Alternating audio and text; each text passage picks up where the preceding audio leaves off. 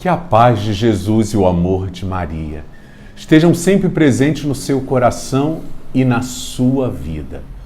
Hoje é sábado da 4ª semana da Quaresma. O Evangelho de João está no capítulo 7, versículos de 40 ao 53. Ao ouvirem as palavras de Jesus, algumas pessoas da multidão diziam: "Este é verdadeiramente o profeta." Outros diziam: "Ele é o Messias." Mas alguns objetavam: "Porventura o Messias virá da Galileia? Mas diz a Escritura que o Messias será da descendência de Davi e virá de Belém, povoado de onde era Davi." Assim houve divisão no meio do povo por causa de Jesus. Alguns queriam prendê-lo, mas ninguém pôs as mãos nele. Então os guardas do templo voltaram para os sumos sacerdotes e os fariseus, e estes lhes perguntaram: "Por que não o trouxestes?" Os guardas responderam: "Ninguém jamais falou como este homem." Então os fariseus disseram-lhes: "Também vós vos deixastes enganar? Por acaso algum dos chefes ou dos fariseus acreditou nele? Mas essa gente que não conhece a lei é maldita." Nicodemos, porém, um dos fariseus, aquele que se tinha encontrado com Jesus anteriormente, disse: "Será que a nossa lei julga alguém antes de o ouvir e saber o que ele fez?" Eles responderam: "Também tu és galileu, porventura? Vai estudar e verás que da Galileia não surge profeta." E cada um voltou para a sua casa. Palavra da salvação, glória a vós, Senhor.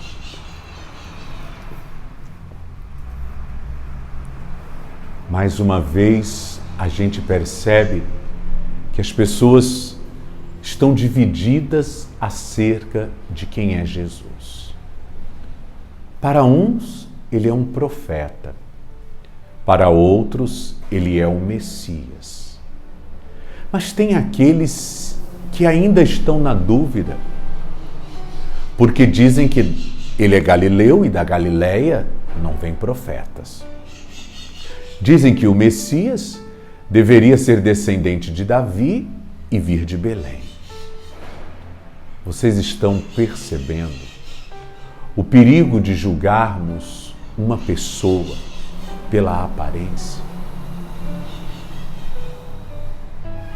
Jesus era descendente de Davi e nasceu em Belém.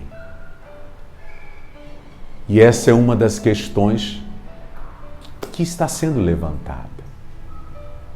Mas como ele residia na Galileia e Nazaré, eles não conhecem a origem dele, o seu nascimento. O julgam pela aparência. E por causa disso, muitos têm dificuldade de compreender que ele é o Messias, de aceitar. Para outros, ele é só um profeta, alguém que fala em nome de Deus, mas que não é Deus. Contudo, apesar da dúvida acerca da identidade de Jesus, as suas palavras fazem o coração arder. As suas palavras fazem as pessoas pensarem, refletirem. Isso desencoraja muitos de colocar as mãos nele. Até os soldados do sumo sacerdote não conseguem prender Jesus.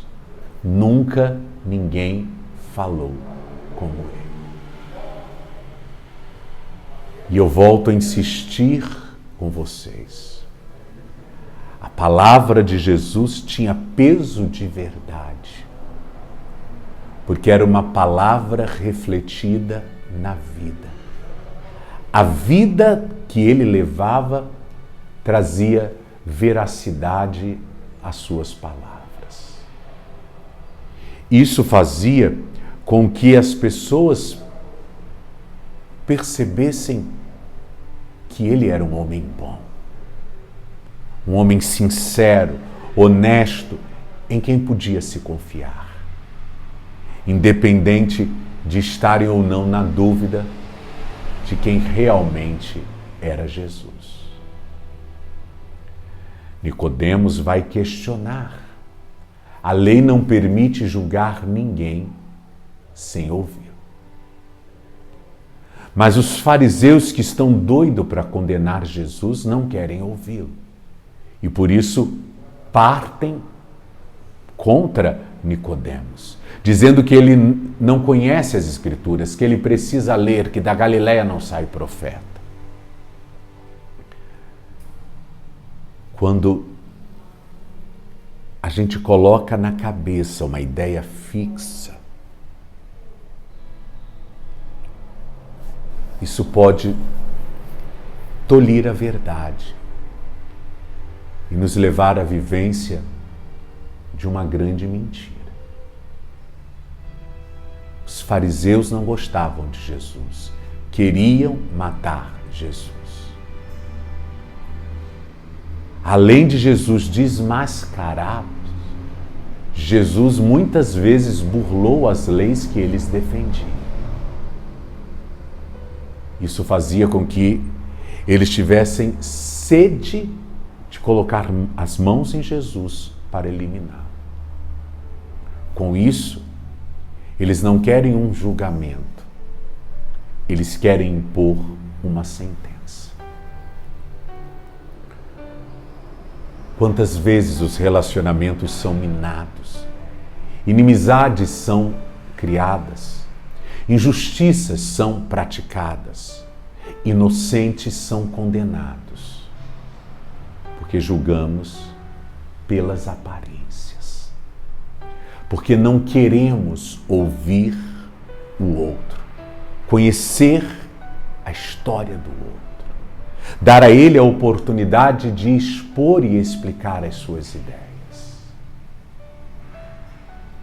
Isto é ditadura. Quando só o meu pensamento, a minha conclusão deve prevalecer. O cerco vai se fechando ao redor de Jesus por causa da maldade dos fariseus e dos mestres da lei.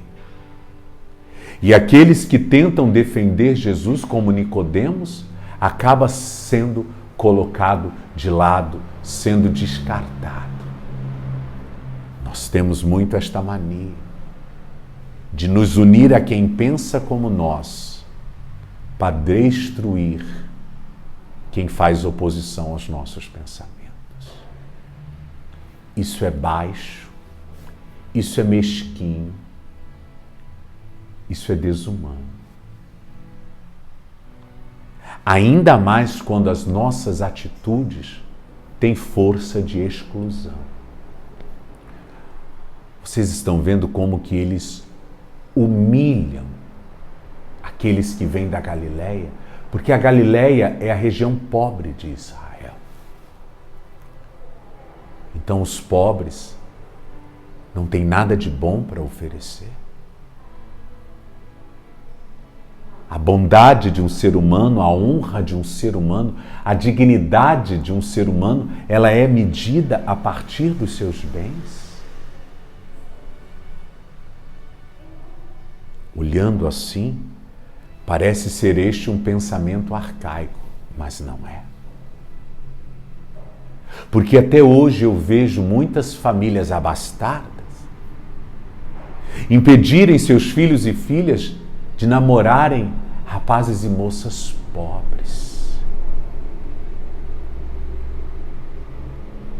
O preconceito com os pobres ainda impera.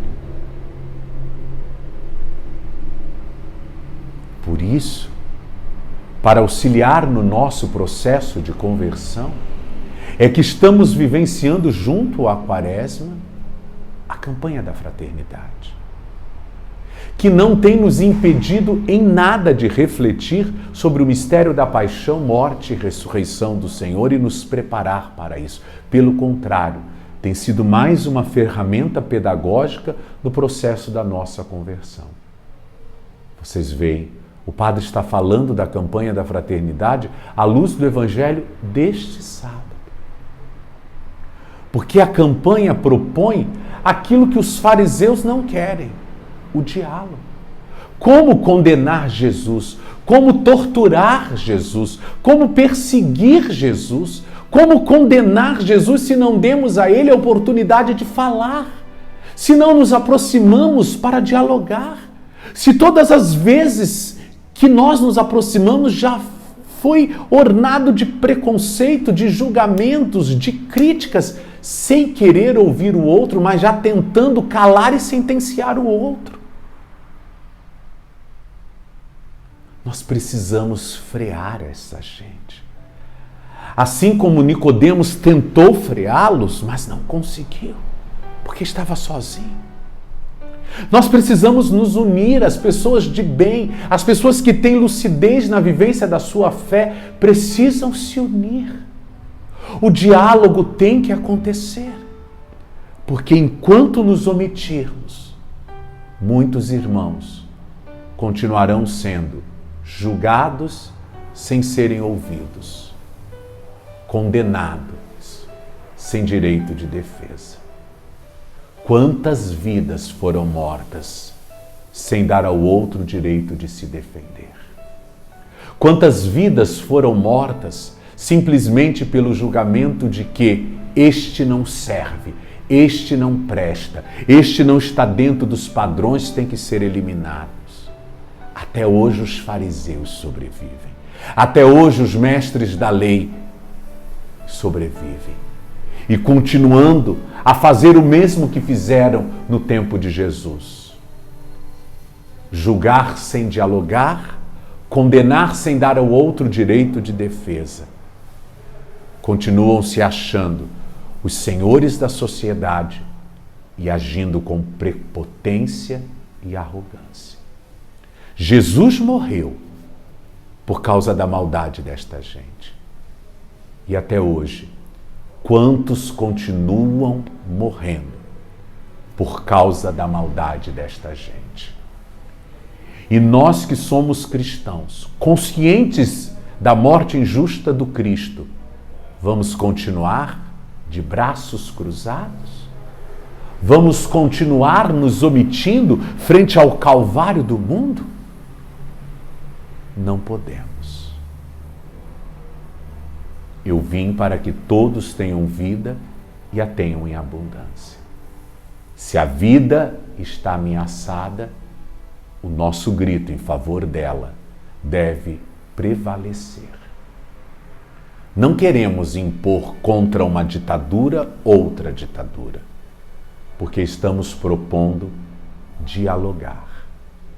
O diálogo é o caminho para a verdade, para a justiça, para a paz, para a vida.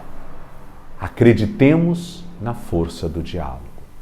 Comecemos a exercitá-lo na família, no trabalho, na comunidade, com os amigos.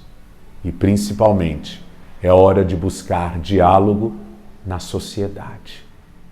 Pois se esse diálogo, a partir das diferenças, não acontecer, muitas vidas continuarão sendo ceifadas. E nós cristãos pecando por omissão. Que o Deus da verdade, do diálogo, dos pobres, te abençoe e te guarde. Em nome do Pai, do Filho e do Espírito Santo. Amém.